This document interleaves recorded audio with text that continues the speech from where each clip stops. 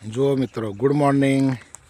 આપણે ગુજરાતમાં લગભગ 2 બળદથી ખેતી થાય છે, પણ અમારા ફાર્મની બાજુમાં એક કાકાનું ખેતર છે, એમાં એક સિંગલ બળદથી ખેતી કરે છે. જુઓ, બાકી 2 બળદથી જ ખેતી થાય. આ એક જુગાડ કર્યો છે સિંગલ બળદથી ખેતી કરવાનો.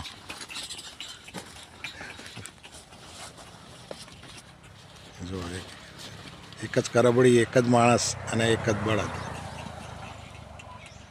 આ સ્પેશિયલ એમણે બનાવડાવ્યું છે એક બળદથી ખેતી કરવાનું. એટલે 2 બળદ રાખવાના પડે, ફક્ત એક જ બળદથી ખેતી થાય. હવે અમારે ફાર્મ પર 100 નંગ શાક છે ટોટલ, અને એ શાક એટલા બધા ઊંચા અને મોટા થઈ ગયા છે.